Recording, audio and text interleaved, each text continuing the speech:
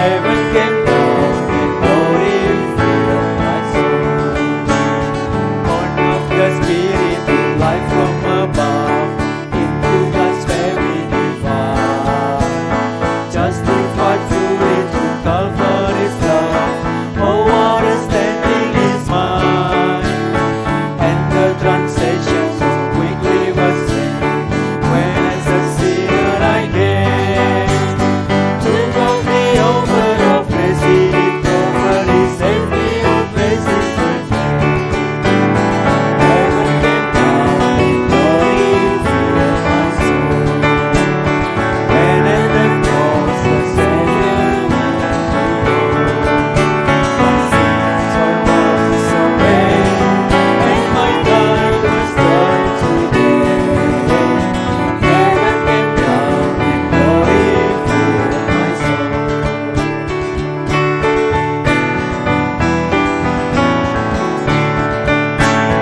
No, I will forget will surely endure after the passing of time. I have a future in heaven for sure, dwelling those mansions of God. And it's because of that wonderful day when at the cross I believe. Riches eternal and blessings eternal from His presence then I receive. Heaven came down and glory filled my soul. When at the cross the Savior went below. My sins were washed away, and my life was turned to day. Heaven came down and glory filled my soul.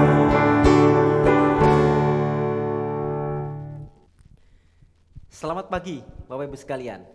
Kita bersyukur dapat berkumpul kembali melalui ibadah online di Christ Chapel Palembang pada hari ini. Kita bersyukur untuk kasih setia Tuhan selama 1 minggu, dan pada hari ini kita akan bersama-sama datang kepadanya, memuji memuliakan Dia serta mendengarkan firman-Nya. Mari sebelum kita memasuki ibadah pada minggu pagi ini, kita mempersiapkan hati dan pikiran kita masing-masing. Kita memasuki saat teduh.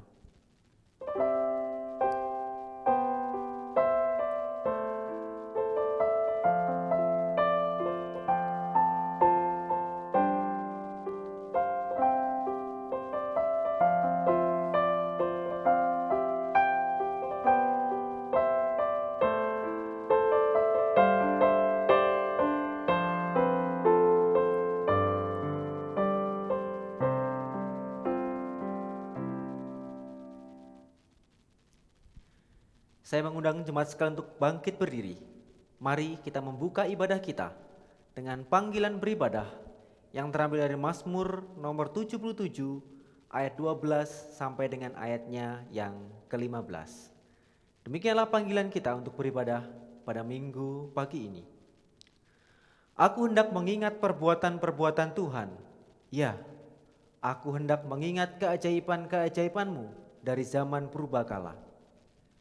Aku hendak menyebut-nyebut segala pekerjaan-Mu dan merenungkan perbuatan-perbuatan-Mu. Ya Allah, jalan-Mu adalah kudus. Allah manakah yang begitu besar seperti Allah kami bersama-sama? Engkaulah Allah yang melakukan keajaiban. Engkau telah menyatakan kuasa-Mu di antara bangsa-bangsa. Dengan tetap berdiri, mari kita memuji Allah Sang Maha Suci. Suci, suci, suci. Suci,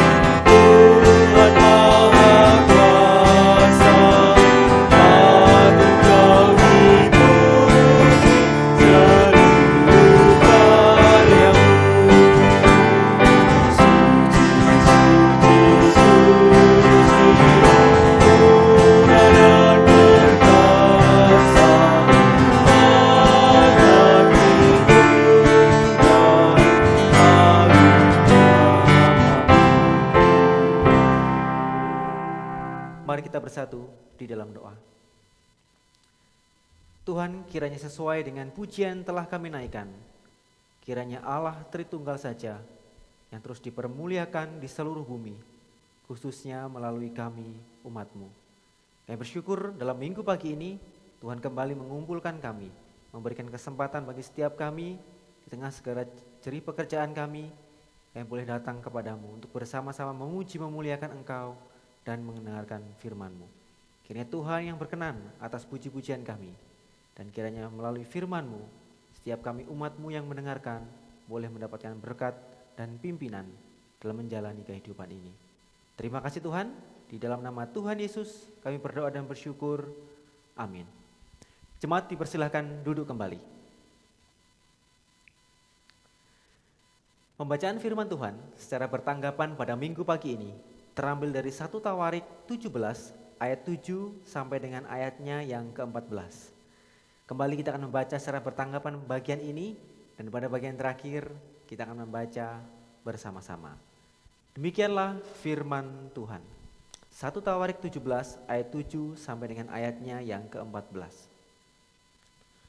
Oleh sebab itu, beginilah kau katakan kepada hambaku Daud. Beginilah firman Tuhan semesta alam. Akulah yang mengambil engkau dari padang ketika menggiring kambing domba, untuk menjadi raja atas umatku Israel. Aku telah menyertai engkau di segala tempat yang kau jalani, dan telah melenyapkan segala musuhmu dari depanmu. Aku akan membuat namamu seperti nama orang-orang besar yang ada di bumi. Aku akan menentukan tempat bagi umatku Israel dan akan menanamkannya, sehingga ia dapat diam di tempatnya sendiri, dengan tidak lagi dikejutkan dan tidak pula ditekan oleh orang-orang lalim seperti dahulu. Sejak aku mengangkat hakim-hakim atas umatku Israel, aku akan menundukkan segala musuhmu. Juga aku beritahukan kepadamu, Tuhan akan mengambil suatu keturunan bagimu. Apabila umurmu sudah genap untuk pergi mengikuti nenek moyangmu, maka aku akan membangkitkan keturunanmu yang kemudian, salah seorang anakmu sendiri, dan aku akan mengokohkan kerajaannya. Dialah yang akan mendirikan rumah bagiku, dan aku akan mengokohkan tahtanya untuk selama-lamanya. Aku akan menjadi bapanya, dan ia akan menjadi anakku. Tetapi kasih setiaku tidak akan kuhilangkan daripadanya, seperti yang kuhilangkan daripada orang yang mendahului engkau bersama-sama.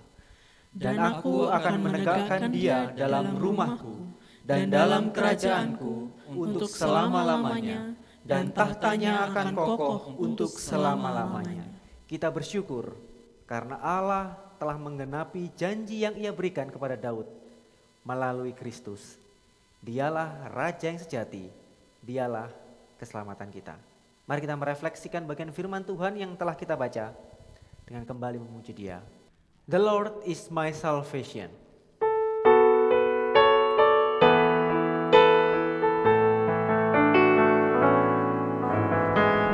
The grace of God has reached for me and pulled me from the raging sea, and I am safe on this solid ground. The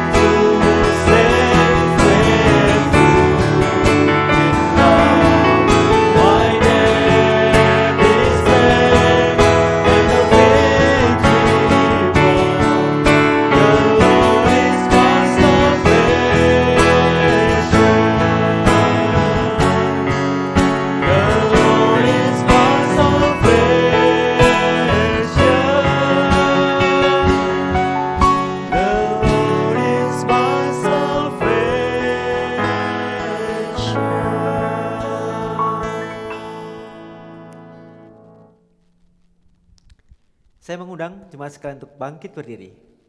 Mari bersama-sama dengan umat Tuhan di segala tempat dan di sepanjang zaman kita mengikrarkan iman percaya kita. Jemaat sekalian dikasihi Tuhan, apakah yang engkau percaya? Aku percaya kepada Allah, Bapa yang Maha Kuasa, Khalik langit dan bumi, dan kepada Yesus Kristus anaknya yang tunggal Tuhan kita, yang dikandung daripada Roh Kudus, lahir dari anak darah Maria, yang menderita sengsara di bawah pemerintahan Pontius Pilatus, disalibkan, mati dan dikuburkan, turun dalam kerajaan maut.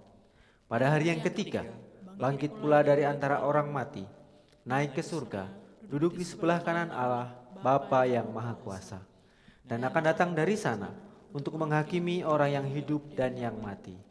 Aku percaya kepada Roh Kudus, gereja yang kudus dan am, persekutuan orang kudus, pengampunan dosa, kebangkitan daging, dan hidup yang kekal. Amin. Jemaat sekalian dipersilakan untuk duduk kembali. Di dalam ibadah ini, kita juga diberikan kesempatan untuk menaikkan doa syafaat kita, mengungkapkan keinginan dan rasa syukur kita, serta permohonan akan pengampunan dosa. Mari Bapak sekalian, saya akan memimpin dalam doa syafaat ini, dan pada bagian terakhir kita akan menutup secara bersama-sama dengan doa Bapa kami. Mari kita berdoa. Tuhan, kami bersyukur untuk kasih setia Tuhan yang terus Tuhan nyatakan dalam kehidupan kami sampai dengan saat ini. Di tengah segala kondisi yang kami hadapi, baik melalui sukacita, duka cita, baik melalui kelepasan ataupun dalam masa bergumul, kami bersyukur Tuhan tidak pernah meninggalkan kami. Kami mohon ampun Tuhan, justru kamilah yang sering kali dalam berbagai macam hal, melalui pemikiran, melalui tindakan dan perkataan kami menyakiti hati-Mu dan juga menyakiti hati sesama kami. Ampunilah kami Tuhan akan kesalahan kami. Kami juga mohon ampun Tuhan untuk setiap hal-hal yang seharusnya kami kerjakan sebagai umat-Mu, tetapi kami justru melalaikannya. Kiranya Tuhan yang terus memimpin kami hari demi hari mau belajar taat akan Engkau. Kiranya Tuhan yang melepaskan setiap kami, membebaskan setiap kami dari belenggu dosa, agar kami boleh hidup dengan sukacita dan damai sejahtera di dalam Kristus. Tuhan, kami juga bersyukur dalam ibadah ini, Tuhan memberikan kesempatan bagi kami secara bersama-sama untuk boleh menaikkan doa syafaat kami.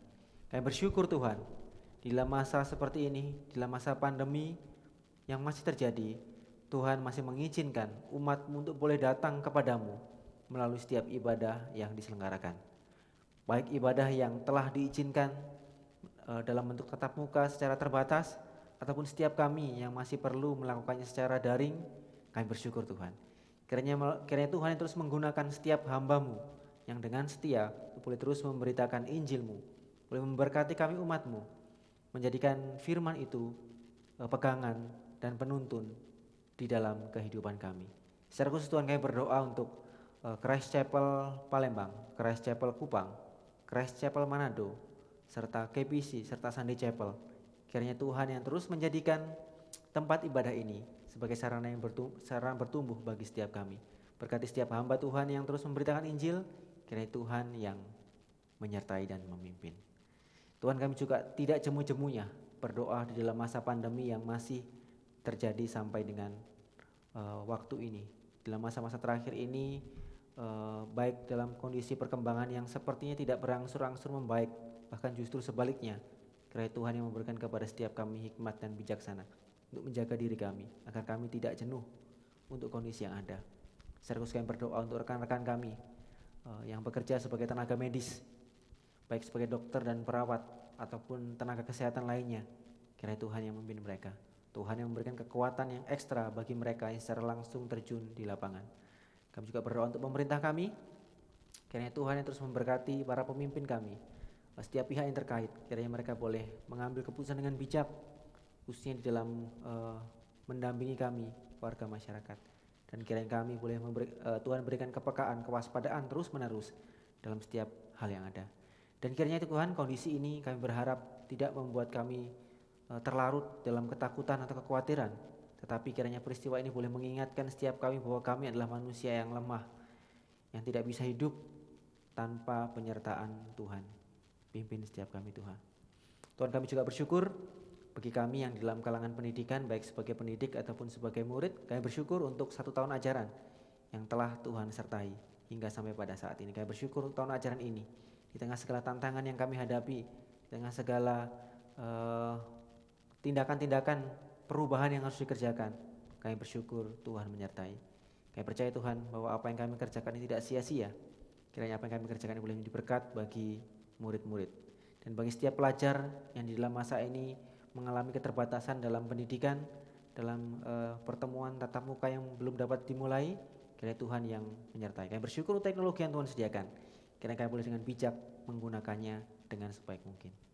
Dan juga bagi setiap kami secara umum Tuhan, kami bersyukur untuk penyertaan Tuhan sampai dengan saat ini. Kiranya Tuhan terus memimpin setiap kami dalam setiap kondisi yang kami hadapi, baik suka duka, dalam pergumulan atau dalam kelepasan. Kiranya kami boleh terus bertumbuh di dalam Engkau.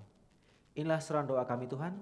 Kiranya Tuhan yang berkenan menjawab sesuai dengan waktu dan kehendak-Mu. Dan kiranya Tuhan sendiri memberikan kepada setiap kami damai sejahtera untuk jawaban doa yang Tuhan berikan. Mari Bapak Ibu Jemaat sekalian, kita menutup doa syafaat kita dengan doa Bapa kami. Bapa kami yang di surga, dikuduskanlah nama-Mu. Datanglah kerajaan-Mu, jadilah kehendak-Mu di bumi seperti di surga. Berikanlah kami pada hari ini makanan kami yang secukupnya. Dan ampunilah kami akan kesalahan kami, seperti kami juga mengampuni orang yang bersalah kepada kami. Dan janganlah membawa kami ke dalam pencobaan, tapi lepaskanlah kami daripada yang jahat. Karena Engkaulah yang punya kerajaan dan kuasa dan kemuliaan sampai selama-lamanya. Amin. Kita perlu terus bersyukur, karena rahmat Tuhan tak pernah henti-hentinya Ia curahkan dalam kehidupan kita, baik secara fisik ataupun secara rohani. Di dalam ibadah ini, kita diberikan kesempatan untuk mengungkapkan rasa syukur kita melalui perpuluhan dan persembahan kita. Perpuluhan dan persembahan syukur kita pada hari ini didasari dari firman Tuhan yang terambil dari 1 Tesalonika 5 ayat 18 yang berbunyi demikian. Mengucap syukurlah dalam segala hal, sebab itulah yang dikehendaki Allah di dalam Kristus Yesus bagi kamu. Mari sambil kita mengingat waktu pertama Tuhan memimpin kita untuk datang kepadanya, kita memberikan persembahan kita dengan kita memuji Heaven Came Down.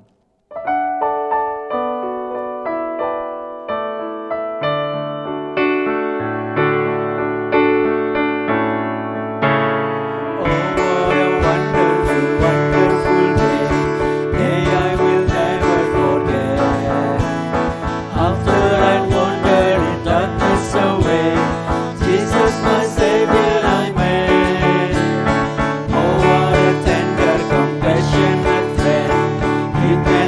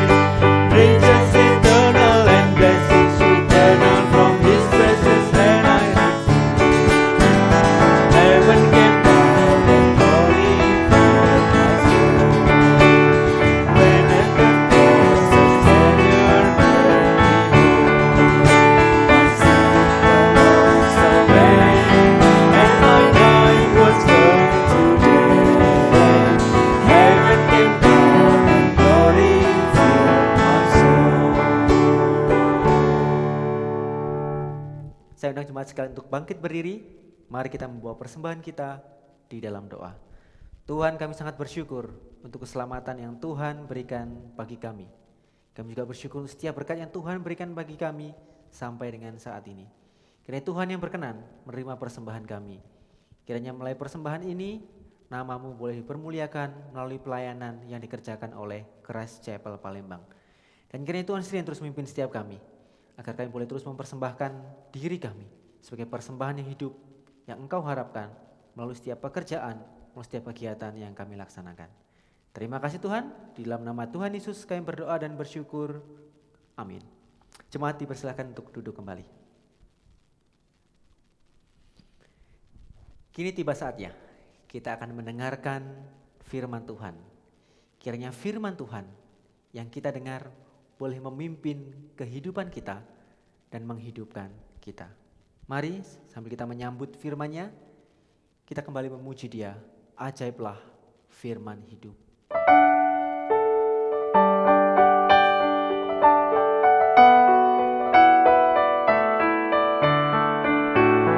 Nyanyikan lagu pujian tentang firman hidup.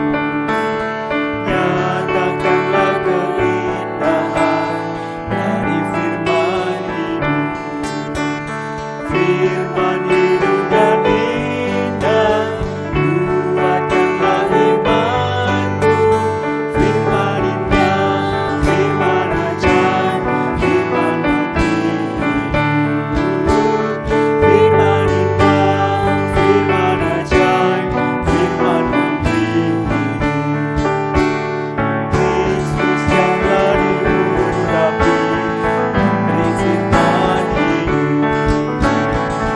Orang berdosa dengarlah suara firman hidup, yang memberi kelepasan dan membawa ke surga.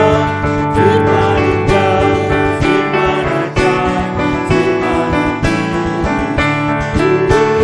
Firman indah, firman ajaib, firman mati.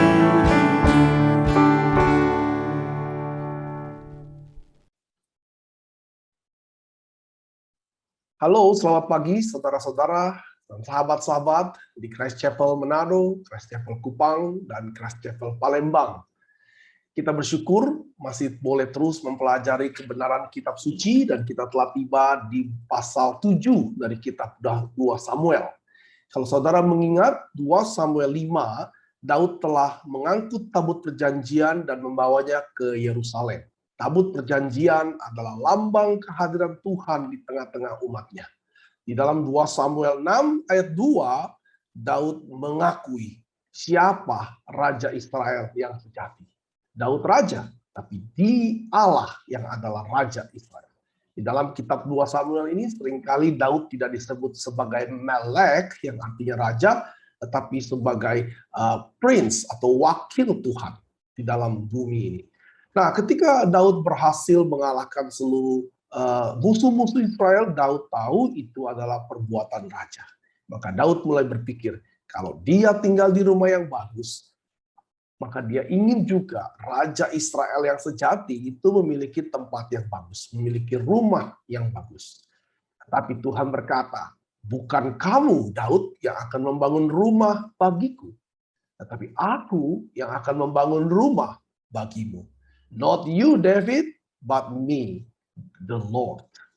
Nah, Tuhan akan memberikan Daud rumah, dan tentunya ini rumah dalam tanda kutip, karena Daud sudah memiliki rumah, dan juga rest, yaitu ketenangan hidup yang Daud rindukan. Saudara, mari kita baca teks kita dalam 2 Samuel 7 ayat 17. Di dalam pembacaan ini saya akan minta saudara perhatikan baik-baik seluruh ayat di dalam kitab ini. Ini merupakan teks yang luar biasa. Ada 2 kata yang saya ingin saudara perhatikan, yaitu kata rest ada 2 dan beberapa kata rumah di dalam bagian ini. Mari kita buka 2 Samuel 7 ayat 1 sampai 17. Demikianlah firman Tuhan. Ketika raja telah menetap di rumah, itu adalah house atau bait, dan Tuhan telah mengaruniakan keamanan. Nah, kata keamanan di sini lebih tepat diterjemahkan sebagai rest, istirahat, ketenangan, ya, rest. Jadi saya ulangin, ketika raja telah menetap di rumahnya dan Tuhan telah mengaruniakan rest kepadanya terhadap semua musuh-musuhnya di sekeliling, berkatalah raja kepada Nabi Nathan, lihatlah, aku ini diam dalam rumah dari kayu aras, padahal tabut Allah diam di bawah tenda. Lalu berkatalah Nathan kepada raja, baik, lakukanlah segala sesuatu yang dikandung hatimu, sebab Tuhan menyertai engkau. Tetapi pada malam itu juga datanglah firman Tuhan kepada Nathan demikian. Pergilah, katakanlah kepada hambaku Daud, beginilah firman Tuhan. Masakan engkau yang mendirikan rumah bagiku untuk kudiami. Aku tidak pernah diam dalam rumah sejak aku menuntut orang Israel dari Mesir sampai hari ini. Tapi aku selalu mengembara dalam kemah sebagai kediaman. Selama aku mengembara bersama-sama seluruh orang Israel, pernahkah aku mengucapkan firman kepada salah seorang hakim orang Israel yang kuperintahkan mengembalakan umatku Israel demikian? Mengapa kamu tidak mendirikan bagiku rumah dari kayu aras? Oleh sebab itu beginilah kau katakan kepada hambaku Daud. Beginilah firman Tuhan semesta alam. Akulah yang mengambil engkau dari padang ketika mengiring kambing domba untuk menjadi raja atas umatku Israel. Aku telah menyertai engkau di segala tempat yang kau jalani dan telah melenyapkan segala musuhmu dari depanmu. Aku membuat besar namamu seperti nama orang-orang besar yang ada di bumi. Aku menentukan tempat bagi umatku Israel dan menanamkannya sehingga ia dapat diam di tempatnya sendiri dengan tidak lagi dikejutkan dan tidak pula ditindas oleh orang-orang lain seperti dahulu. Sejak aku mengangkat hakim-hakim atas umatku Israel, aku mengaruniakan rest. Yang kedua, mengaruniakan keamanan atau rest kepadamu daripada semua musuhmu, juga diberitahukan Tuhan kepadamu, Tuhan akan memberikan keturunan kepadamu. Kata keturunan di sini di dalam bahasa Ibrani-nya adalah bait, house. Dalam bahasa Inggris, saudara akan mengatakan bahwa Tuhan akan, the Lord will make a house for you. Ayat 11 merupakan ayat sentral dari bagian paragraf kita pagi hari ini. Saya ulangin, aku mengaruniakan rest kepadamu daripada semua musuhmu, juga diberitahukan Tuhan kepadamu, Tuhan akan memberikan atau membangun rumah bagimu. Apabila umurmu sudah genap dan engkau telah mendapat perhentian bersama-sama dengan nenek moyangmu, aku akan membangkitkan keturunanmu. Nah, kata keturunan di sini offspring. Jadi berbeda dengan kata keturunan di ayat 11. Yang kemudian, aku akan membangkitkan keturunanmu yang kemudian, anak kandungmu. Aku akan mengokohkan kerajaannya, dialah yang akan mendirikan rumah bagi namaku. Dan aku akan mengokohkan tata kerajaannya untuk selama-lamanya. Aku akan menjadi bapaknya dan dia akan menjadi anakku. Apabila ia melakukan kesalahan, maka aku akan menghukum dia dengan rotan yang dipakai orang, dengan pukulan yang diberikan anak-anak manusia. Tetapi kasih setiaku, hasad yang tidak pernah gagal, tidak akan hilang daripadanya, seperti yang kuhilangkan daripada Saul, yang telah kujauhkan dari hadapanmu. Keluarga, atau di sini juga house, bait, rumah. Rumah dan kerajaanmu akan kokoh untuk selama-lamanya di hadapanku. Tahtamu akan kokoh untuk selama-lamanya. Tepat seperti di perkataan ini dan tepat seperti penglihatan ini, Nathan berbicara kepada Daud.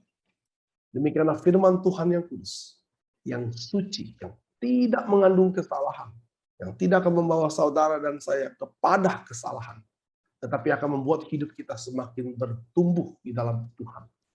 Ini adalah firman Tuhan yang kudus bagi kita, umat Allah yang kudus. Mari kita berdoa.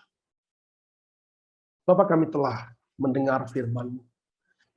Kami sungguh rindu untuk memahami kebenaran ini. Tanpa Roh Kudus-Mu, kami tidak akan mungkin memahami. Dan kiranya ketika kami memahami ini, bukan kami ingin menguasai firman Tuhan, Tapi kami dengan rendah hati datang untuk dikuasai firman Tuhan. Supaya kami hidup di dalam kebenaran-Mu. Kami membutuhkan firman Tuhan untuk menguasai pikiran kami, hati kami, untuk tunduk kepada. Kiranya Allah Roh Kudus mempersatukan kami dalam pemahaman yang sama, di dalam kerinduan yang sama, untuk semakin mengasihi Engkau dan mengasihi sesama kami.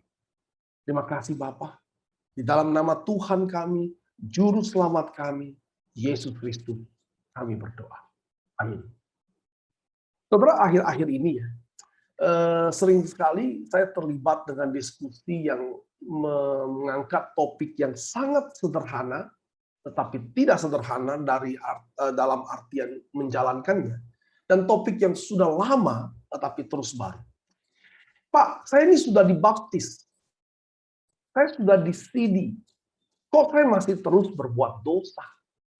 Keselamatan saya hilang nggak nih lama-lama karena terus berbuat dosa? Nah, ini pengalaman hidup kan. Ini basic question, tapi ini adalah pengalaman kita sehari-hari. Tanpa pemahaman yang benar, kita akan ragu. Lalu ada lagi yang bertanya, Pak, bagaimana caranya supaya saya bisa mempertahankan keselamatan yang sudah diberikan Tuhan kepada saya? Ini pertanyaan yang absurd. Pertanyaan yang tidak masuk akal sebetulnya. Tapi nggak apa-apa.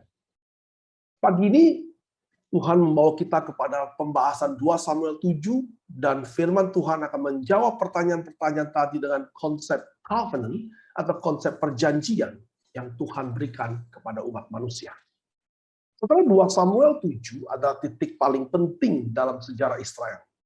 Dari satu keluarga menjadi satu bangsa. Dari hidup dalam perbudakan selama ratusan tahun, menderita dalam tekanan bangsa asing bertahun-tahun, beratusan tahun juga waktu di zaman hakim-hakim. Dan sekarang bangsa Israel menjadi satu bangsa yang kuat. Di zaman Saul, dia sudah menjadi raja, tetapi terus hidup dalam perperangan dengan bangsa-bangsa Filistin terutama. Tetapi kali ini, Daud berhasil membuat atau menciptakan kedamaian bagi seluruh bangsa Israel. Bangsa Israel saat ini adalah kekuatan powerful, super power yang ditakuti oleh bangsa-bangsa di sekitarnya. Karena itu pasal 2 Samuel 7 ini, pasal 7 2 Samuel ini sangat penting. Beberapa theologian mengatakan ini adalah the most crucial theological statement in the Old Testament. Seluruh kitab perjanjian lama dipusatkan kepada titik ini. Dan seorang teologian lagi, Palmer Robertson, ini juga seorang guru yang terkenal di kalangan seminari-seminari reform, mengatakan 2 Samuel 7 adalah the climax of the Old Covenant. Apa? Mengapa ini menjadi hal yang sangat penting? Saudara, mari kita perhatikan, kita akan lakukan survei ayat per ayat, lalu kita coba melihat beberapa pemahaman mengenai covenant, dan juga menarik beberapa aplikasi yang timbul dari perjalanan kita membahas ayat-ayat ini.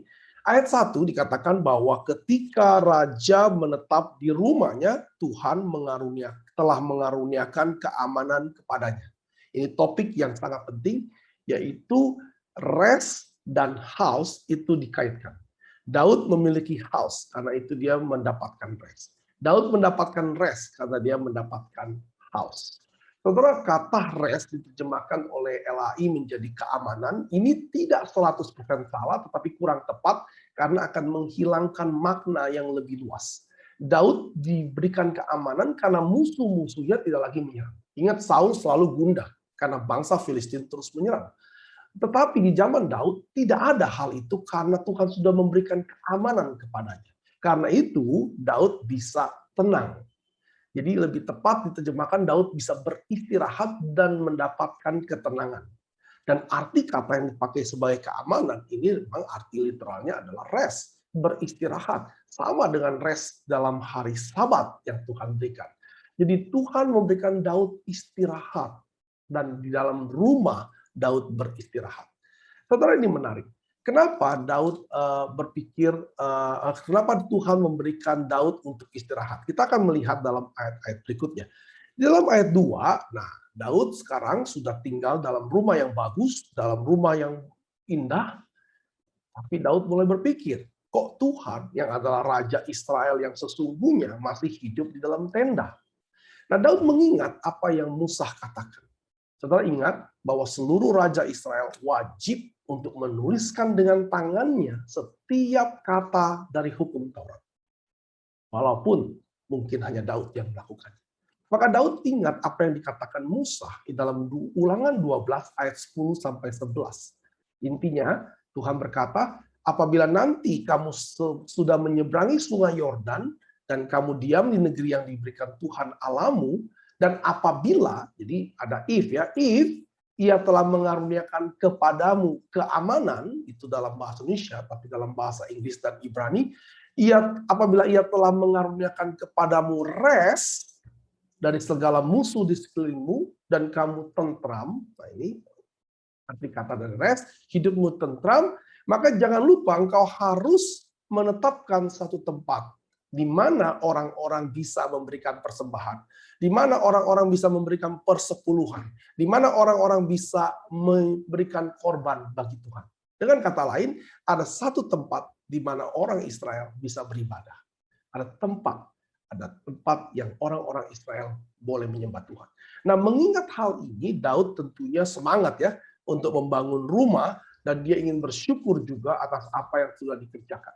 Apalagi Tuhan adalah Raja Israel yang sesungguhnya. Nah, ayat 3, Nabi Nathan berkata, baik, lakukanlah segala sesuatu yang dikandung hatimu, sebab Tuhan menyertaimu. Semua orang pada waktu itu tahu bahwa Tuhan menyertai Daud. Dan di dalam kitab 1 Samuel dan 2 Samuel kita melihat beberapa kali dikatakan Tuhan bersama Daud. Tuhan menyertai Daud. Tapi Tuhan tidak menyertai Saul. Saudara, ini menjadi hal yang penting. Saudara, apa yang paling indah dalam hidup ini? Plan untuk melayani Tuhan. Rencana untuk mengerjakan pekerjaan Tuhan. Diberkati, direstui oleh hamba Tuhan. Udah paling chest play. Maka Daud ingin mengerjakannya, tetapi malam itu Tuhan mengoreksi semua rencana Daud dan berkata kepada Nathan, "Hei, kok kamu bisa berkata Tuhan menyertai Daud untuk membangun rumah bagi Tuhan?" Ini yang diperkatakan Tuhan kepada Daud. Hei, kepada Nathan, pergilah dan katakan kepada Daud, beginilah firman Tuhan. Aku tidak pernah tinggal dalam rumah sejak dari Mesir. Engkau mau membangun rumah bagiku? Aku tidak pernah tinggal dalam rumah. Aku tidak pernah minta satu orang pun untuk membangun rumah. Kenapa engkau mau membangun rumah bagiku? Nah, Tuhan ingin memastikan kepada Daud dan pembaca 2 Samuel bahwa dia bukan Tuhan yang dibatasi oleh ruang. Aku tidak pernah tinggal di dalam rumah. Aku selalu mengembara dalam kemah sebagai tempat kediaman. Aku selalu menyertai umatku walaupun tanpa rumah. Tuhan tidak dibatasi oleh ruang, dan Tuhan hidup di dalam ruang dan di luar ruang. Ini suatu hal yang menarik. Saudara, hal yang sama, Tuhan juga tidak dibatasi oleh waktu. Kalau saudara nonton Loki yang baru saja tayang Rabu yang lalu, saudara akan melihat bahwa ada orang yang hidup di luar waktu. Dia bisa melihat seluruh waktu. Maka Tuhan di luar waktu, dia tidak dibatasi waktu, dia bisa melihat waktu. Tuhan di luar ruang, dia dibatasi oleh space. Di luar ruang bukan berarti dia di out of space ya, itu masih dalam space. Space di luar angkasa itu masih space, tapi Tuhan di luar space. Tidak ada satu pun yang bisa mengurung Tuhan, yang bisa mengandangkan Tuhan. Seakan-akan Tuhan udah jangan kemana-mana, diam di sana aja. Tidak ada. Karena Tuhan pencipta ruang, dan Tuhan juga adalah pencipta waktu. Saudara, ayat 5, ini adalah ayat yang menarik, dikatakan oleh Tuhan demikian. Ayat 5, katakan kepada Daud, pergilah katakanlah kepada Daud, beginilah firman Tuhan, masakan engkau yang mendirikan rumah bagiku untuk kudiami? Masa Tuhan minta rumah sama Daud? Yang ada juga Tuhan yang bikin rumah buat Daud. Saudara, kata masakan kamu, ini merupakan suatu penekanan yang luar biasa. Di dalam bahasa Ibrani tidak perlu kata kamu secara khusus, tapi sudah mengandung kata kamu. Tapi justru dengan menambahkan kata kamu secara khusus, lebih kurang ini terjadi suatu penekanan dengan kata lain begini. Hah? Engkau mau membangun rumah bagiku? No way, Daud. No way. Maka dalam ayat 11, bukan kamu, Daud, yang akan membangun rumah bagiku. Tapi aku Tuhan, Yahweh, the Lord, alam semesta, Tuhan alam semesta, yang akan membangun rumah bagimu, Daud. Saudara, kita simpan dulu kata rumah. Saudara mungkin mulai bingung, kok Daud sudah punya rumah, Tuhan mau bangunkan rumah lagi ya. Jangan-jangan Daud mau bangun real estate. Tidak. Nah, sampai di sini kita lihat. Daud memiliki rencana yang baik. Daud ingin melayani Tuhan. Daud ingin mempersembahkan yang terbaik bagi Tuhan. Tetapi Tuhan mengoreksi rencana Daud. Saudara, seringkali dalam hidup ini kita punya rencana yang baik. Bahkan rencana yang baik untuk kemuliaan Tuhan. Tetapi seringkali kita lupa bahwa rencana kita bukanlah rencana Tuhan. Dan ketika Tuhan pada akhirnya mengoreksi rencana kita, apakah kita mau dengan rendah hati mencari pimpinan Tuhan? Saudara, kita seringkali punya cita-cita, mimpi-mimpi yang indah. Dan semua mimpi itu tidak ada yang salah dalam artian tidak melanggar firman Tuhan. Dan ketika saudara bawa ke hamba Tuhan, bawa kepada kakak-kakak yang lebih rohani. Yes, this is good. Saya ingin menjadi guru yang terbaik. Saya ingin menjadi nurse yang bisa melayani. Saya ingin menjadi pendeta hamba Tuhan yang bisa menyebarkan begitu banyak kebenaran firman Tuhan. Itu mimpi-mimpi, cita-cita yang indah. Apapun itu. Tetapi ketika kita menyatakan rencana kita yang paling benar dan harus jalan dan melupakan Tuhan, di sana kita jatuh. Rencana yang baik bagi Tuhan, bagi diri saudara, bisa menjadi satu titik kejatuhan. Saudara, Daud cukup rendah hati untuk tidak melanjutkan pembangunan ini. Kalau Daud terus membangun rumah bagi Tuhan, maka Daud melanggar firman Tuhan. Daud melayani Tuhan dengan melanggar Tuhan, dengan melanggar perintah yang Tuhan. Gimana ya? Daud melayani Tuhan dengan melanggar perintah Tuhan yang dia layani. Saudara, kita tidak mau menjadi seperti itu. Kita mau memuji Tuhan dengan melanggar Tuhan yang kita puji. Kita ingin mengasihi Tuhan dengan melanggar perintah Tuhan yang kita kasih. Ini tidak masuk akal. Maka saudara, jika saudara dikoreksi oleh Tuhan, mungkin seringkali koreksi Tuhan juga sakit.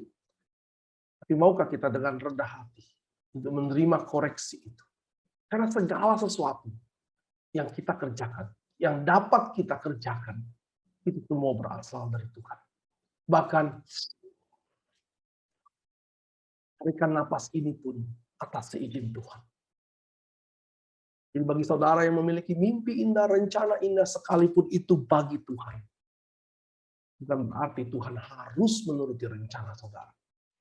Datanglah dengan rendah hati. Berikanlah semua rencana saudara kepada Tuhan. Bukan untuk distempel setuju, tapi untuk dikoreksi oleh Tuhan. Dia tahu yang terbaik bagi saudara. Mari kita lanjutkan ayat 8 sampai 11. Ayat 8 dikatakan, Tuhan berkata, Aku telah mengambil engkau dari seorang gembala menjadi seorang raja. Nagid, kata raja selalu menggunakan kata nagid dalam kitab ini, bukan melek. Melek raja secara jabatan, secara powerful, sovereign, tetapi nagid adalah raja dalam arti fungsi. Maka dari fungsi gembala menjadi fungsi raja. Daud ditambahkan gembala raja, king shepherd. Dan siapa yang melakukan itu? Aku. Tugasmu hanya menjadi wakilku untuk memerintah Israel. Ini seperti Adam yang Tuhan tempatkan untuk memerintah bumi ini sebagai wakil Allah. Maka ayat 9 Tuhan ingatkan dia bahwa aku menyertai engkau dimanapun engkau berada. Ketika engkau dikejar-kejar Saul, aku menyertai engkau. Ketika engkau ditangkap atau harus bersembunyi di daerah Filistin, aku menyertai engkau. Ketika engkau hidup seperti orang gila, aku menyertai engkau.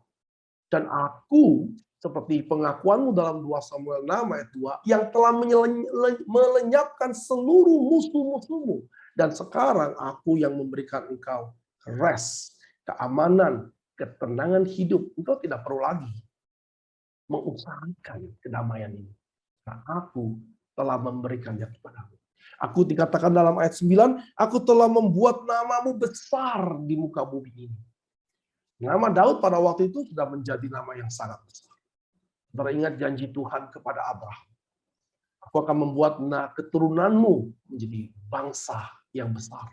Bukan dari sisi jumlah itu pada waktu itu, tapi Daud pada waktu itu sudah memiliki nama yang besar. Karena siapa? Karena Tuhan. Ayat 10 Tuhan berkata, aku akan menentukan di mana Israel harus berdiam. Dan Israel tidak akan lagi menghadapi kejutan-kejutan dari bangsa asing yang berusaha menindas mereka. Surah ayat 11, adalah ayat yang penting, kita akan mengambil waktu di sini. Sejak aku mengangkat hakim-hakim atas umatku Israel, aku mengaruniakan res kepadamu dan daripada semua musuhmu. Jadi res yang Daud dan Israel dapatkan itu selalu, atau pada zaman hakim-hakim ketika mereka tidak mengalami perperangan dengan bangsa lain, itu karena Tuhan yang mengaruniai. Tuhan yang mengaruniakan ketenangan hidup dari bangsa Israel. Dan juga Tuhan berkata, aku akan memberikan keturunan kepadamu. Kata keturunan di sini masih menggunakan kata baik. Saudara, ada permainan kata di sini. Tetapi ada satu hal yang menarik. Ayat 1 pasal ini mengatakan Daud menetap di rumah, Tuhan mengaruniakan res. Ayat 11, Tuhan mengaruniakan res dan Tuhan akan mendirikan rumah. Saudara bisa lihat, di dalam res dan rumah atau bait ini berkaitan. Saudara tidak akan mendapatkan rest tanpa house. Saudara tidak akan mendapatkan house kalau saudara tidak rest.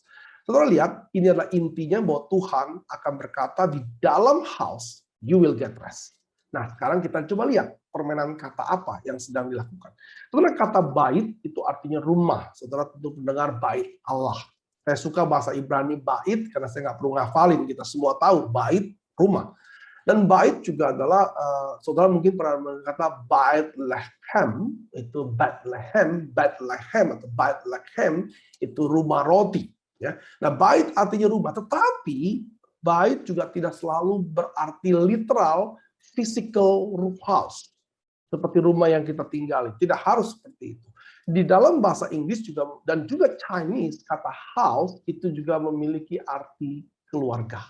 Karena itu LAI menggunakan memberikan keturunan tapi dalam arti keluarga, bukan physical offspring. Nah, seperti saudara kalau ke Inggris, saudara tahu the House of Windsor. Itu bukan rumahnya si Windsor, tapi keturunan Windsor. Atau dalam bahasa Mandarin ada kata Chia, artinya rumah, house, tetapi juga berarti keluarga saya. Chia, woman Chia, keluarga saya.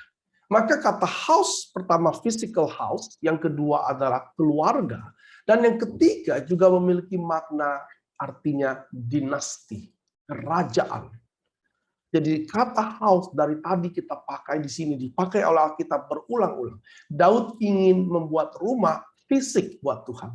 Tapi Tuhan bilang saya tidak perlu rumah fisik. Dan aku akan membangun engkau rumah dalam artian kingdom for you. Itulah house. The house of David. Artinya kerajaan Daud. Saudara akan melihat di dalam arkeologi telah ditemukan juga kata-kata the house of David yang sebagai stempel, sebagai kerajaan dari Daud. Maka dengan kata lain, kata rest disandingkan dengan kata house, artinya in the kingdom you will get rest. Out of the kingdom there is no rest. Saudara, janji Tuhan kepada Daud bukan rumah fisik. Daud bisa membangun rumah fisik dengan apa yang dia punya, tetapi Daud tidak mampu untuk membangun kerajaannya kekal selama-lamanya tanpa Tuhan. Saudara, tanpa sebuah kerajaan yang kokoh, tanpa sebuah kerajaan yang kuat, maka tidak ada rest bagi umat Tuhan. Karena akan terus mengalami serangan-serangan dari berbagai musuh. Nah, saudara, menarik, dari satu keluarga, Tuhan sudah berjanji akan menjadikan Abraham sebuah bangsa yang besar. Tapi bukan melalui Ismail, bukan melalui Esau, bukan melalui 11 anak Yakub, tetapi satu anak Yakub yang bernama Yehuda. Di dalam Kejadian 49 ayat 8 sampai 10, yaitu ketika Yakub memberkati ke-11 anaknya, ke-12 anaknya, maka kata-kata ini hanya diberikan kepada Yehuda. Kejadian 49 ayat 8. Yehuda, engkau akan dipuji oleh saudara-saudaramu. Tanganmu akan menekan tengkuk musuhmu. Kepadamu akan sujud anak-anak ayahmu. Wow. 11 saudara akan sujud kepada Yehuda. Ayat 9. Yehuda adalah seperti anak singa. Setelah menerkam, engkau naik ke suatu tempat yang tinggi, hai anakku.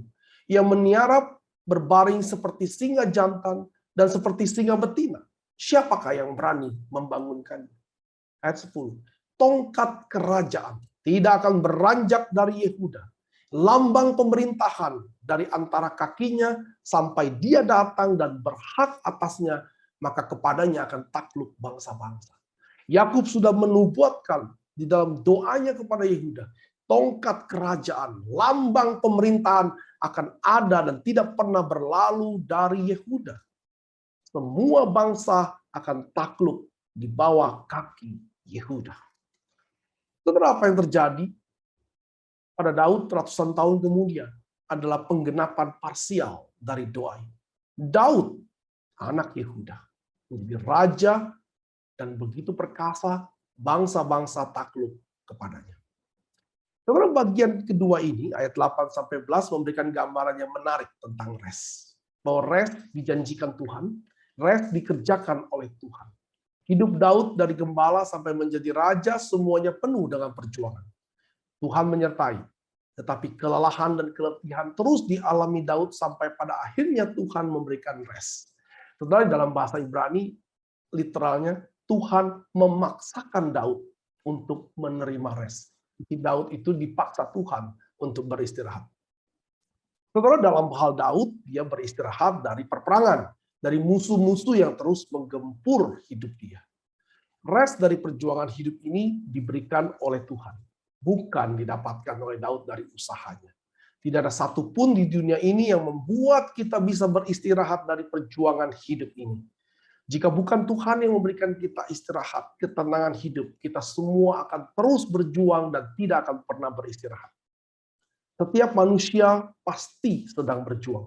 Apakah berjuang secara fisik untuk mendapatkan kebebasan dari penjajahan, dari penderitaan, atau penganiayaan dari orang lain, atau perjuangan fisik untuk sekedar mendapatkan makan.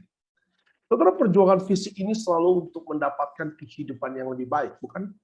Demikian juga dengan perjuangan psikis. Banyak dari kita yang masih terus berjuang untuk mendapatkan penerimaan dari orang lain.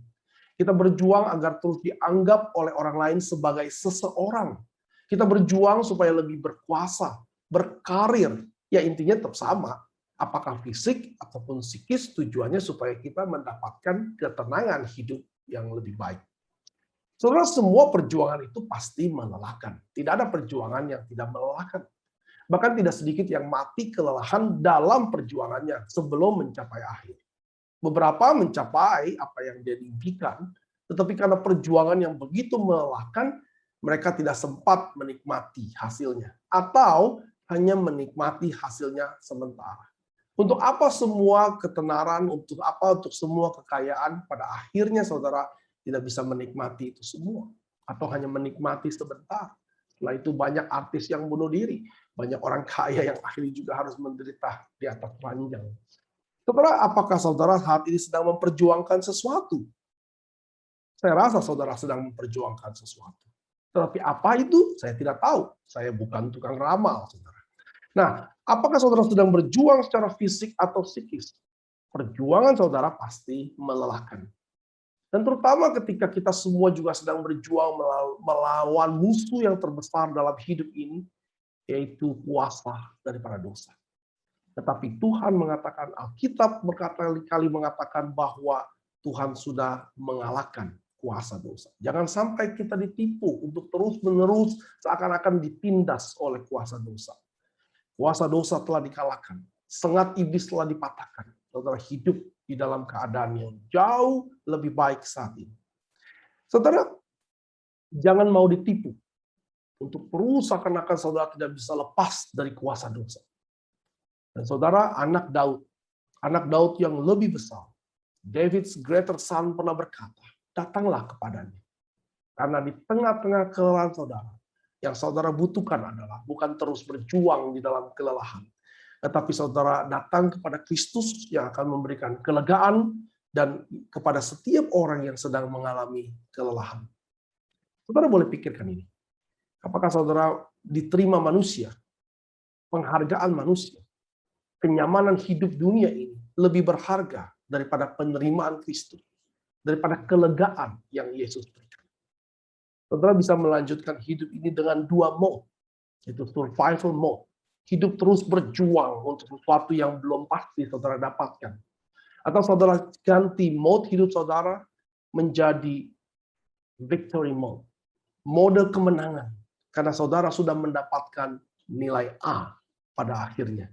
Saudara hanya hidup mempertunjukkan bahwa saudara memang adalah A student. Saudara, bagian terakhir ayat 12 sampai 17 Tuhan menjanjikan sebuah kerajaan yang kekal. Ayat 12, Tuhan akan membangkitkan seorang keturunan yang berasal dari darah dan daging Daud. Literally dari dagingmu, dari tubuhmu, from your body. Satu keturunan, menggunakan kata singular. Padahal anak Daud begitu banyak. Anaknya Daud, cucunya Daud juga banyak. Tetapi Tuhan bilang, satu keturunan dari darah dagingmu akan dibangkitkan Tuhan untuk mengokohkan kerajaan. Satu anak akan lahir. Dia bukan cuma mewarisi kerajaanmu, tapi dia akan mengokohkan kerajaanmu. Ayat 13 dikatakan, anak itu akan mendirikan rumah bagiku, kata Tuhan. Anak darah dagingmu akan lahir mendirikan rumah bagi nama Tuhan. Rumah kerajaan Tuhan. Dan Tuhan akan mengokohkan kerajaan anak itu untuk selama-lamanya. Saudara perhatikan ayat 12 dan 13. Ini terjadi suatu concentric pattern. Pertama dikatakan, aku akan mengokohkan kerajaan anak itu, dan anak itu akan mendirikan rumah atau kerajaan bagiku, dan aku akan mengokohkan kerajaan itu selama-lamanya. Anak darah daging Daud akan mendirikan rumah bagi Tuhan, suatu kerajaan bagi Tuhan, dan Tuhan dua kali mengapitnya dengan mengatakan, aku akan mengokohkan. Wow. Siapa anak ini, saudara? Ayat 14. Aku akan menjadi bapa dari anak itu. Dan anak itu akan menjadi a son bagiku. A son, satu anak bagiku. Saudara, ini menarik. Karena mulai titik ayat 14 ini menjadi ambigu. Siapa the son? Siapa anak darah daging Daud yang akan mendirikan kerajaan bagi Tuhan dan kerajaannya kekal selama-lamanya? Dan siapa anak itu yang akhirnya anak Daud yang menjadi the son of the father? Tidak semua anak Daud menjadi the son of the father. Saudara, menarik di sini karena ini jadi bingung, saudara. Karena ayat berikutnya dikatakan bahwa kalau anak itu bersalah, nanti akan dihukum Tuhan. Wow, siapa dia? Anak yang mana yang akan menerima hukuman Tuhan? Saudara, ayat 15 mengatakan demikian. Ayat 14, kalau anak itu salah, aku akan menghukum dia, tapi ayat 15 penting, tetapi kasih setiaku tidak akan hilang daripadanya. Kasih setia, headset, unfailing love, covenant love, kasih yang tidak pernah gagal, tidak akan pernah lepas dari diri anak itu. Dari diri orang-orang yang ada dalam perjanjian ini. Saudara bisa melihat bahwa setiap kesalahan keturunan Daud tidak akan menghilangkan kasih setia Tuhan, tetapi tetap akan menerima hukuman dari Tuhan. Ayat 16 dikatakan, keluargamu, bait, house, kerajaanmu akan kekal selama-lamanya. Ini menarik. Siapa anak ini? Apakah Salomo? Salomo memang mendirikan bait bagi Tuhan. Salomo memang kerajaannya besar, tapi tidak selama-lamanya. Salomo juga mengalami hukuman dari Tuhan karena dia melanggar dari firman Tuhan. Tetapi ayat ini memang memiliki dua makna. Digenapi parsiali oleh Salomo, tetapi akan digenapi oleh anak Daud yang jauh lebih besar dari Salomo. Yaitu anak Daud yang tidak pernah melakukan kesalahan, tetapi akan dihukum Tuhan oleh karena kesalahan umat Tuhan. Saudara, hukuman apapun yang diterima oleh anak-anak Daud tidak pernah menggagalkan kasih setia Tuhan yang sudah dicanangkan Tuhan kepada keturunan Daud. Hukuman dijalankan sesuai dengan perjanjian. Kalau engkau gagal menuruti apa yang aku minta, engkau akan dihukum. Ini hanya untuk menyatakan keadilan Tuhan. Tapi kasih setia Tuhan seperti Bapa kepada anaknya tidak akan pernah lepas. Hubungan bapak kepada anak tidak pernah putus oleh karena apapun yang anak itu lakukan. Oh, di koran-koran ada loh putus hubungan. Itu putus hubungan secara legal.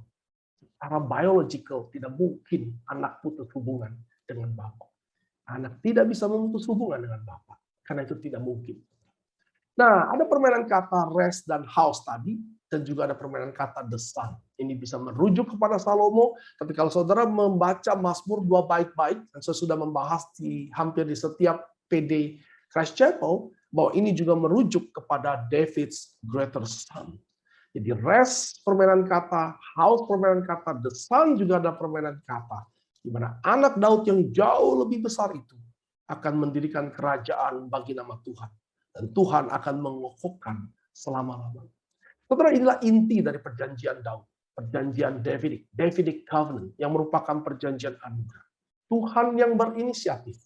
Tetapi Tuhan minta Daud juga mengerjakan bagian. Tuhan berkata bahwa unconditional in your part, tapi conditional in my part. Karena aku harus menghukum kesalahan-kesalahan yang dibuat oleh umat Tuhan.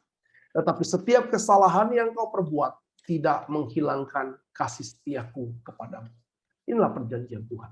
Inilah perjanjian Tuhan dengan Daud. Perjanjian Tuhan dengan Daud yang akan diperbaharui sekali lagi dalam perjanjian baru dengan Kristus. Tuhan yang memberikan. Tuhan yang mengokohkan. Saya dan saudara tinggal menikmati. Tapi kalau saudara dan saya salah, akan menerima hukuman. Walaupun kasih setia Tuhan tidak akan pernah hilang. Setelah kita tutup dengan kembali ke pertanyaan kita. Apakah keselamatan saya bisa hilang? Ini pertanyaan salah, saudara. Pertama, saudara tidak pernah bisa mengusahakan keselamatan. Keselamatan itu tidak pernah bisa diusahakan. Maka saudara hanya menerima keselamatan. Dan keselamatan itu adalah inisiatif Tuhan di dalam perjanjiannya dengan umat Tuhan. Apakah saya harus, bagaimana caranya mengusahakan supaya keselamatan ini tidak hilang? Saudara, kalau keselamatan itu bisa hilang, apa yang bisa saudara perbuat untuk menyelamatkannya? Mendapatkan keselamatan aja saudara nggak bisa. Apalagi mempertahankannya. Jadi pertanyaan bagaimana mempertahankan keselamatan saya, itu pertanyaan yang absurd, tidak masuk akal. Wong kamu dapat juga gratis, kamu mau mempertahankannya, bagaimana? Tidak ada. Saudara, pergi ke bait Allah, dalam arti kepada kingdom, the kingdom of God. If you are in the kingdom of God, you get the rest. Daud mendapatkan rest di dalam bait kerajaan Allah. Tuhan berkata, bait atau kerajaan Allah ini memberikan kedamaian. Maka jika saudara ada di dalam Tuhan, di dalam kerajaan Tuhan, saudara mendapatkan itu. Apakah saudara bisa mempertahankannya? Tidak bisa. Karena itu perintah Paulus bukan pertahankan keselamatanmu, tetapi kerjakan keselamatanmu. Engkau sudah ada di dalam Tuhan, kerjakan keselamatanmu. Inilah anugerah, inilah covenant yang Tuhan berikan dengan antara Allah dengan manusia. Jadi jangan tanya lagi keselamatan bisa hilang atau enggak. Bisa dapat aja belum tentu. Itu anugerah. Kalau sudah dapat gratis, bagaimana saudara bisa pertahankan sesuatu yang juga bukan saudara usahakan. Saudara hanya perlu berada terus di dalam Tuhan. Mengerjakan apa yang sudah Tuhan berikan kepada saudara. Saudara, kalau saudara terus bekerja di dalam survival mode, ya, untuk mendapatkan keselamatan, untuk mendapatkan ketenangan hidup, untuk mendapatkan ketenaran, untuk mendapatkan segala sesuatu penerimaan manusia, wow, capek, lelah, survival mode. Tapi kalau saudara tahu, saudara menerima, saudara berada di dalam bait, di dalam kingdom, di dalam Tuhan, maka saudara hidup dalam victory mode. Bukan untuk mendapatkan istirahat, tapi saudara diberikan kenyamanan, saudara diberikan ketenangan hidup. Rest itu diberikan, dan itu adalah God's rest, bukan saudara yang mengusahakan. Sehingga hidup kita harusnya penuh dengan gairah. Hidup kita itu di dalam Tuhan seharusnya seperti orang baru pulang liburan, pantai yang indah, gairah hidup begitu besar. Karena hidup di dalam victory mode. Jaminan nilai A sudah di tangan. Tinggal tunjukkan kepada dunia, memang kita adalah A student. Nah, ini yang penting. Tapi kalau saudara salah, sekalipun saudara hidup dalam gairah, saudara tetap akan dihukum. Kasih setia tidak akan pernah hilang. Hukuman tetap ada. Hati-hati. Setiap dosa, saudara akan menerima akibatnya. Nah, dalam kesucian, mungkin kita terus bergumul di dalam dosa. Bagaimana ini? Lelah, toh. Lelah kalau saudara jujur dan mau berpikir bahwa setiap kali jatuh dalam dosa yang sama, kapan saya bangkit? Bukan cuma meragukan keselamatan. Enggak ragu pun jadi lelah hidup ini, saudara. Kenapa saudara terus jatuh dalam dosa? Karena saudara tidak pernah menikmati yang lebih indah dari dosa saudara. Semua dosa yang saudara lakukan karena saudara nikmati. Saudara, selama saudara tidak pernah menikmati sesuatu yang lebih indah, susah untuk meninggalkan sesuatu yang saudara anggap indah. Orang yang senang main air di kubangan, mana bisa mereka membayangkan, karena mereka membayangkan pantai di Kupang yang indah. Pantai yang begitu indah, biru, pasir yang bersih, putih, itu senang. Orang yang sudah main di sana, nggak mau main di pantai Ancol. Tapi orang yang belum pernah melihat pantai lebih baik dari pantai Ancol, saudara cobalah sekali-sekali ke pantai Ancol. Saya aja males, saudara, kotor. Tapi orang yang belum pernah melihat pantai yang indah, dia akan terus main di pantai Ancol dengan senangnya. Sampai dia dapat keindahan dari pantai yang bersih. Biru airnya, putih pasirnya. Wow.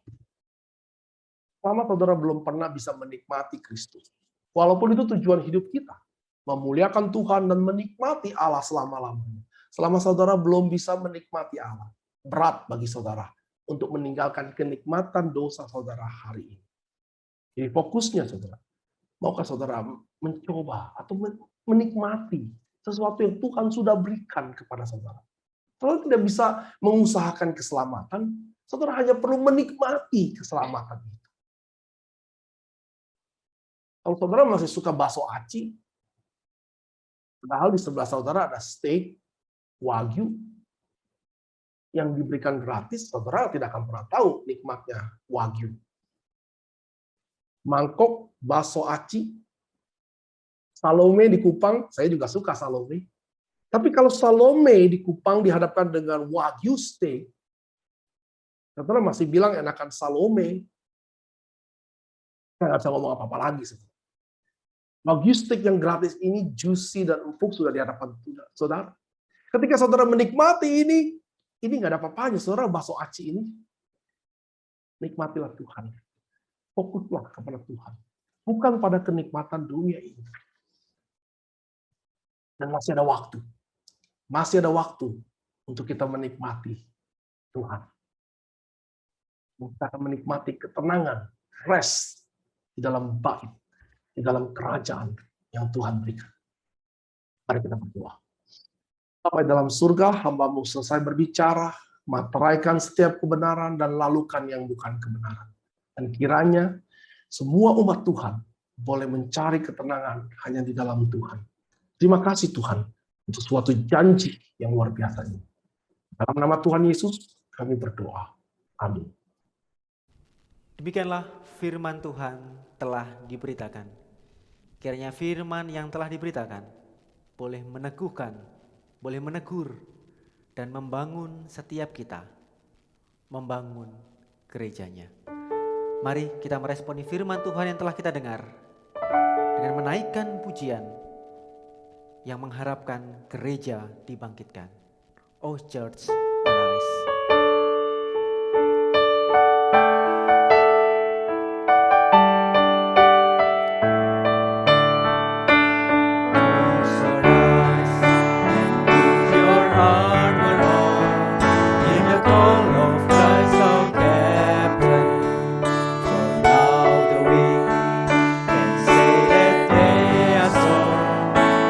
Strength that God has given, we shall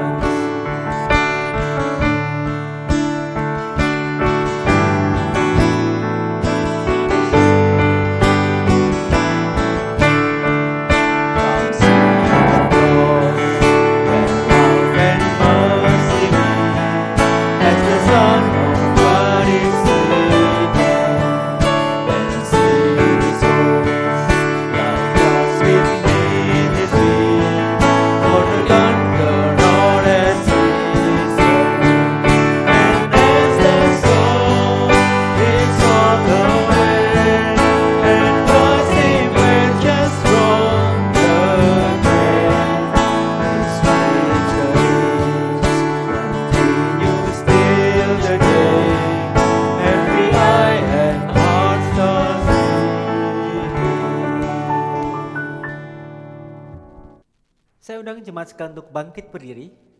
Mari kita mengembalikan kemuliaan kepada Allah Tritunggal. Doksologi.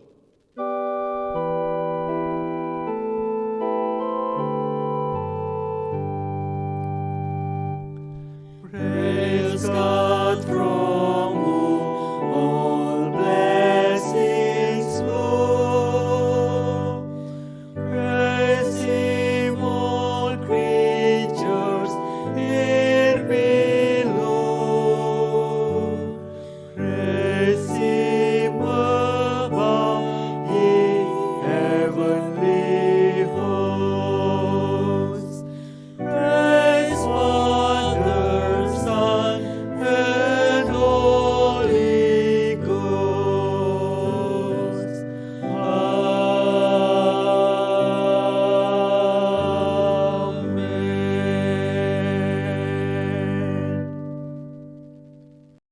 Saudara-saudara, pulanglah dan terimalah berkat dari Tuhan yang telah menganugerahkan keselamatan, yang telah menganugerahkan ketenangan hidup.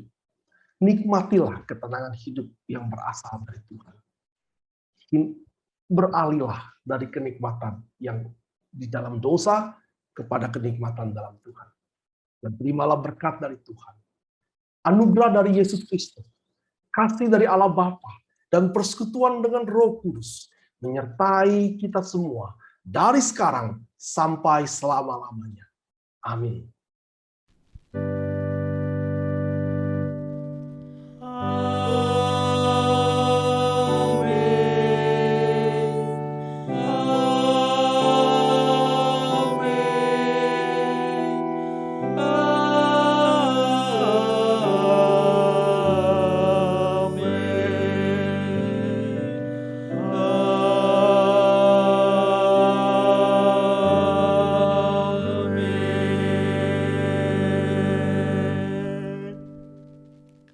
Ibadah kita telah selesai. Jemaat sekalian dipersilakan duduk untuk mengambil waktu teduh.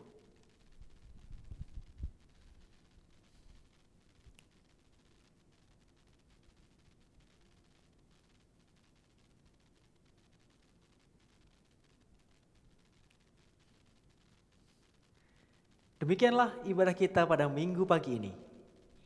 Kiranya Tuhan berkenan untuk setiap puji-pujian dan doa yang telah kita naikkan. Dan kiranya firman yang telah diberitakan boleh menjadi berkat bagi setiap kita. Selamat hari Minggu, sampai bertemu kembali dalam ibadah selanjutnya. Tuhan Yesus memberkati.